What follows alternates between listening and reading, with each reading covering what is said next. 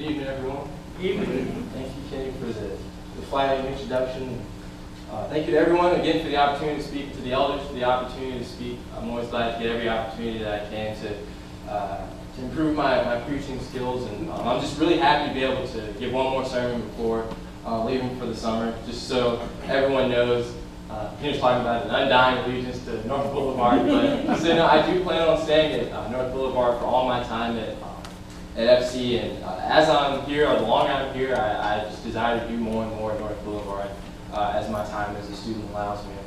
But I want to start my sermon off tonight with a question.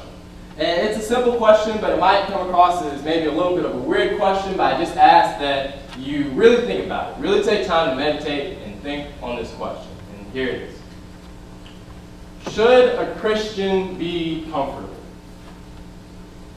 I'll say it again, should a Christian be comfortable? I'm already getting some nods and some looks in the crowd already.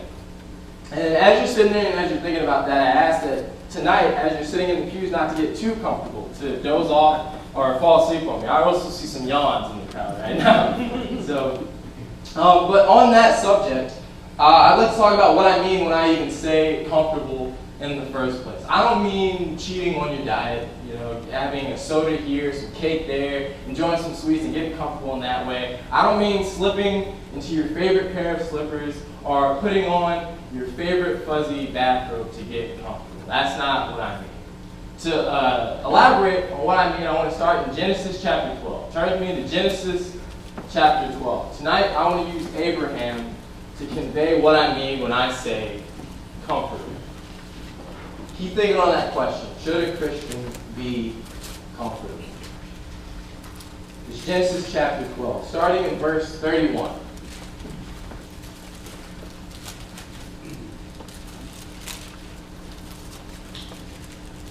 Genesis chapter 12, verse 31 says, Terah took Abram his son, and Lot, the son of Haran, his grandson, and Sarai, his daughter-in-law, his son Abram's wife. And they went forth together from Ur of the Chaldeans to go into the land of Canaan. But when they came to Haran, they settled there. The days of Terah were 205 years, and Terah died in Haran. Now the Lord said to Abram, Go from your country and your kindred and your father's house to the land that I will show you. And I will make of you a great nation, and I will bless you and make your name great, so that you will be a blessing. I will bless those who bless you, and him who dishonors you I will curse. And in you all the families of the earth shall be blessed. So Terah takes Abram and the rest of their family and is trying to move from Ur to Canaan. But he stops in Haran. And this is where Terah spends a lot of his life, and he dies there. This is where Abram spends a lot of his life. So we see that he stays there, his father died there. And the Bible tells us that Abraham leaves Haran when he's 75 years old. So that may not have been most of his life. And we know up to that point, Abram hadn't had children yet. But I'd say that we'd say that for us, that's most of our life. And at that age, we probably have already had children of our own, or grandchildren of our own. So that's how we know that this would have been uncomfortable or a hard thing for Abraham, because he's leaving his ties behind. But that's not the only reason that we know this would have been hard for him. Another reason that we know this would have been hard for him is because of Hebrews chapter 11, verse 8. Turn with me there. Hebrews chapter 11, verse 8.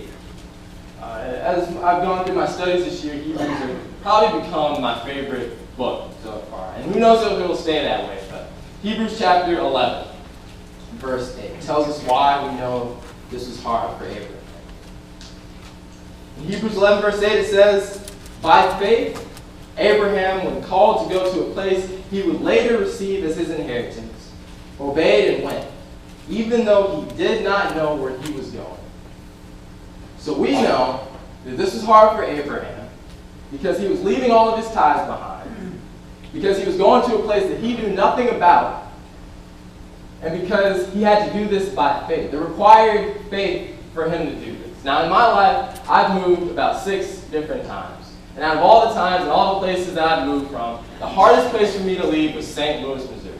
And I know some of you guys are jumping at the idea of that. Like St. Louis, that was the place that was hard for you to leave. Well, in the places that I've lived, it hasn't necessarily been the weather or the place itself that has made me so attached to it. It's always been the people. And in St. Louis, Missouri is where I met my best friend and his family. In St. Louis, Missouri is where I finally had a group that I felt like I fit in. In St. Louis, Missouri was the place where I finally said, I finally feel like I found a place where I belong. And then my father came along and said, we're moving to Colorado.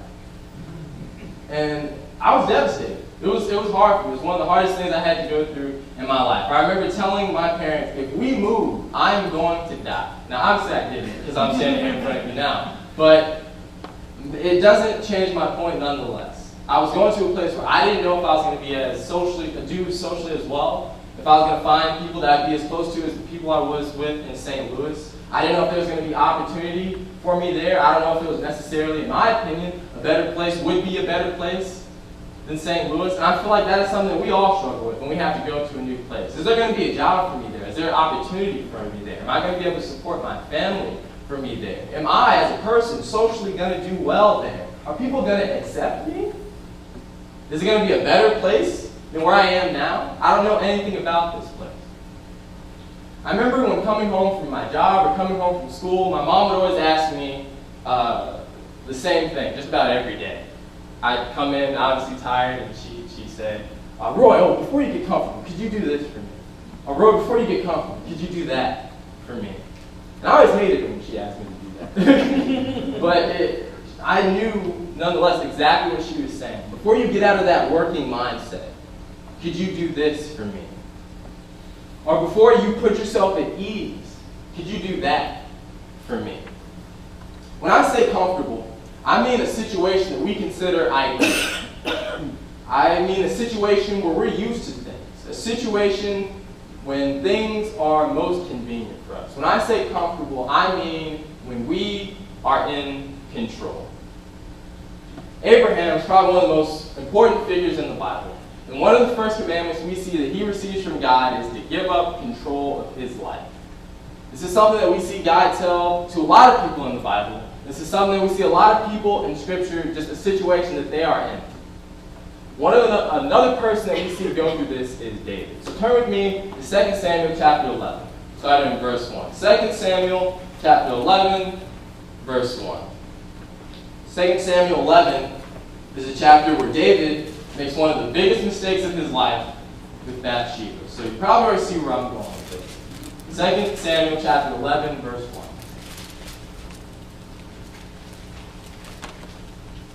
2 Samuel chapter 11, verse 1 says this. In the spring, at the time when kings were off to war, David sent Joab out with the king's men and the whole Israelite army. They destroyed the Ammonites and besieged Rabbah. But David remained in Jerusalem. And we know how the rest of the story goes. David commits adultery with Bathsheba. He betrays and kills one of his most loyal men, Uriah, and then he's punished with the death of his own child. And it's all because he wasn't where he was supposed to be in the first place. When he was supposed to be out at war, he was at home. So think about this. We let our guard down when we're at home. Whenever we forsake the assembly, if we're too tired to come to worship and we sleep in, or if we just don't feel like it, where do we stay? We stay at home. If we are committing normally a sexual or impure sin, for instance, if someone's struggling with pornography, where will they do that? In the privacy of their own home. If we're talking about a lot, being tempted by the world, we're not being peer pressured or influenced by just complete strangers. A lot of times it's people who we consider our friends, or people who we're close with. A lot of the times, we're capable of sinning at home or with our friends because this is where we are most comfortable. The Israelites are a good example of this. Oftentimes, they find themselves getting into trouble because they let other nations stay in their lands and they let idols and other gods into their homes. And so let's see where us being in a situation of being too comfortable takes the Israelites. Turn with me to Judges chapter 2, starting in verse 10. Judges chapter 2, verse 10. Here we see an example of the common cycle that the Israelites fell into. In Judges chapter 2, verses 10 through 19. Starting in verse 10, it says, after the whole generation had been gathered to their ancestors, verses, another generation grew up who knew neither the Lord nor what he had done for Israel. Then the Israelites did evil in the eyes of the Lord and served the Baals. They forsook the Lord, the God of their ancestors, who had brought them out of Egypt. They followed and worshipped various gods of the peoples around them. They aroused the Lord's anger because they forsook him and served Baal and Ashtoreth. In his anger against Israel, the Lord gave them into the hands of raiders who plundered them. He sold them into the hands of their enemies all around, and they were no longer able to resist. Whenever Israel went out to fight, the hand of the Lord was against them to defeat them, just as he had sworn to them. They were in great distress. Then the Lord raised up judges, who saved them out of the hands of these raiders. Yet they would not listen to their judges, but prostituted themselves to other gods and worshipped them. They quickly turned from the ways of their ancestors, who had been obedient to the Lord's commands. Whenever the Lord raised up a judge for them, he was with that judge and saved them out of the hands of their enemies as long as the judge lived. For the Lord relented because of their groaning under those who oppressed and afflicted them. But when the judge died, the people returned to ways even more corrupt than those of their ancestors, following other gods and serving and worshiping them. They refused to give up their evil practices and stubborn ways. And so we see this repeated cycle through Judges of the Israelites succumbing to sin and false gods. And when they do, God gives them up to captivity. And then they cry out to God because of their captivity. So because they're crying out, God sends them a judge. And then that judge leads them out of captivity. And then because they're freed from their captivity, they praise God for a short while before repeating this cycle. So think back to when you called out to God the most. Normally, it's always in the midst or in the times of hard struggle, like the Israelites. No matter how many times they're rescued, they repeat this cycle and they fall back into sin. And that's because they have nothing going on. That's because they're dealing with nothing. Just after they've been rescued. So like the Israelites, we forget God when we're at our most comfortable. Now, I'm not saying that comfort is a bad thing. I'm just saying that there are some bad things that can come out of being comfortable or being too comfortable. Like the likewise, we say the opposite of comfort would be suffering. We see that there are some good things that can come out of suffering, but not necessarily that suffering itself is a good thing. Paul is a man that we know that deals with a lot of suffering, and this is something that he tells us. I don't think I would say that he says suffering is a good thing, but there are good things that we can pull out of suffering. Look at Romans chapter 5, verses 3 and 4. Romans chapter 5, verses 3 and 4. Paul tells us a little bit about suffering. In Romans chapter 5, verses 3 and 4, it says, not only that, but we rejoice in our sufferings, knowing that suffering produces endurance, and endurance produces character, and character produces hope. Paul tells the Romans to rejoice in their suffering because it produces endurance, character, and it produces hope. Now turn with me to 2 Corinthians chapter 12, verse 7. 2 Corinthians chapter 12 and verse 7.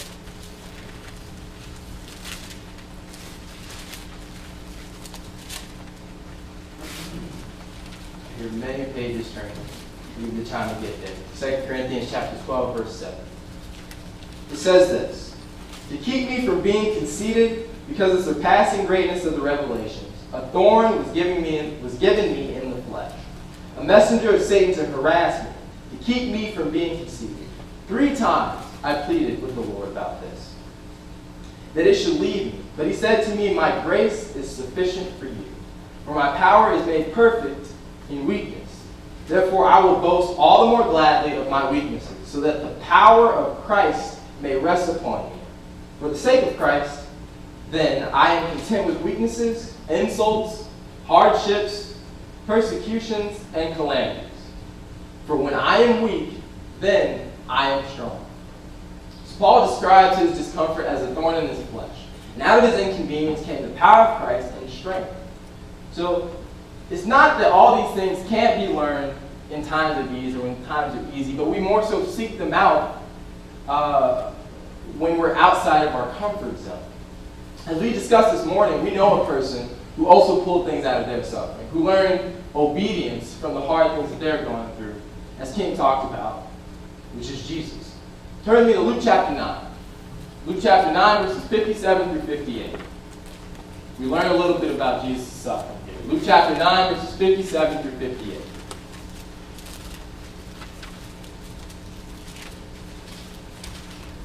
In Luke chapter 9, verses 57 through 58, it says, "As they were going along the road, someone said to him, 'I will follow you wherever you go.' And Jesus said to him, 'Foxes have holes, and birds of the air have nests, but the Son of Man have nowhere to lay his head.'" Earth was not Jesus' home, and I think that's made pretty clear by how he was quite literally homeless. But he calls this same situation upon his followers. Turn earlier in Luke chapter 9, verses 1 through 4. It talks about the disciples.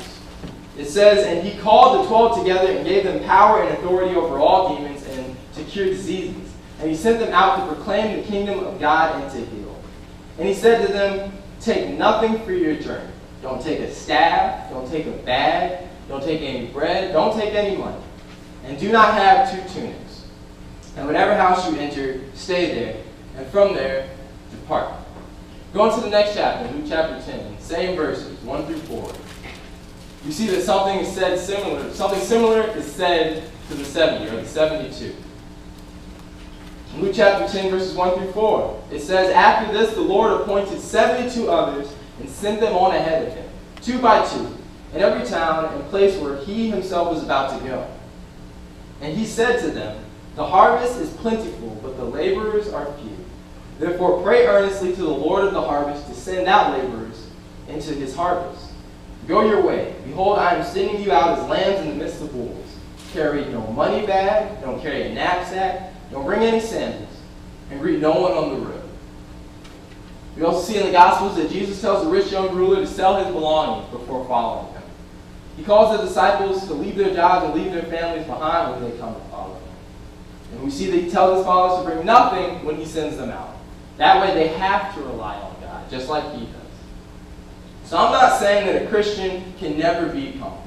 I'm not even saying a Christian should never be comfortable. I'm saying a Christian should never get too comfortable. So comfortable to the point where they forget who brought them where they are in the first place. So comfortable that they have no faith or feel that they don't need a requirement to have faith. So comfortable that they prioritize their comforts over anything else. That also including God. And we see this all the time in our society, but a lot of times we'll either dismiss it or disguise it as something that it's not. Look to the classic situation of a father who is focusing on his career. A lot of times you have the common story of the father getting so obsessed with his own work, with his own job, that from the start he probably had his heart in the right place of doing this for his family, doing it to support his family, doing it to put his family in the best place. But in the end, he ends up not being close with his family, or not giving them what they want, not being able to spend the time that he wanted with them, not being able to fulfill his role as a father properly. Think of another situation of a student focused on school. Now, this is one that I can relate with a lot because I have the tendency to overcommit myself. I will lose the line or blur the line between what is ambitious and what is unrealistic and end up agreeing to a bunch of things but not actually giving myself the time to do them. So as I'm juggling these things, where do I make the time to commit to God? Where do I put my day, plan my day as Daniel did, the time to pray to God, or the time to study my Bible, or the time to talk to others and evangelize with them? And in that sense, when all my time is devoted to other things and none of it devoted to God, how am I then not prioritizing my schooling over God? Think of another situation is our devotion to other people. If you're dating, that would be your boyfriend or girlfriend. If you're about to get married or are married, that being your spouse. If you have children, that being your legacy through them. If you have children who've had children, that being your grandchildren. We live in a society where people will tell us that your significant other has to be or should be your best friend. This person that you can rely on, who can be your rock, your foundation, the person that will be there for you and listen to you and hear you out when nobody else will. When you get married, you become one with that person, the one person that you become one with. With that being said, with the person that you pour everything into, you can think about how easy it would be to make that person number one. maybe even more so than God. In a situation where you can be successful, you pour your life into a job, and this allows you to give your family what you want and to support your family, it can be easy to see how you would fall into the comfort of that. Or if you can work so hard in school to where you can almost guarantee yourself a successful future, you can see how you can prioritize that over God and finding too much comfort in that. In a situation where you're dealing with people who love you, or your own flesh and blood, or the person who means the world to you, you can see how you could possibly put them over God and find too much comfort in that. Sometimes we can become so focused on making a change here, making a change in this world, that we forget to make the most important changes in ourselves. Ecclesiastes says that all is vanity, and that nothing matters. And that's because this world is not our home. Turn with me to 2 Corinthians chapter 5, verse 1. The 2 Corinthians chapter 5, verse 1 tells us that heaven is our home. 2 Corinthians chapter 5, verse 1 says, "For we know that the tent that is our earthly home is destroyed. For we know that if the tent that is our earthly home is destroyed, we have a building from God, a house not made with hands, eternal in the heavens." We get Romans chapter 8, verse 18. This is my roommate's favorite book is Romans, and he quotes this all the time in Source Club at FC. So if you're an FC student, you've probably heard this before, but you're going to hear it again. Romans chapter 8, verse 18. It says, "For I consider that the sufferings of this present time are not worth comparing with the glory that is to be revealed to us." We shouldn't take alarm to having to experience a life of discomfort and suffering, because it is nothing compared to the good that we'll experience in heaven. As John chapter 14, verse 2 says, Jesus is preparing a place for us. We get too comfortable when we forget that. As Christians, it isn't wrong for us to be comfortable, but we have to be careful that those comforts aren't a gateway drug into us forgetting who we are. When we look at this world and forget that it's not our home, we settle. We settle for a world with injustice. We settle for a world enslaved to death. And we settle for separation from God. Jesus became a man to reveal to us the true nature of God. He showed us that while God is a God of limitless power, He is also a God of love and servitude. He demonstrated that through sacrificing His life on the cross for the remission of our sins and rising from the dead 3 days later. He lives in heaven now, waiting for us to experience true comfort with Him in the full presence of God. If you're a Christian here tonight, let this serve as a reminder to you. And if you're not a Christian here tonight, let this be a good news to you. Let this be the best news to you.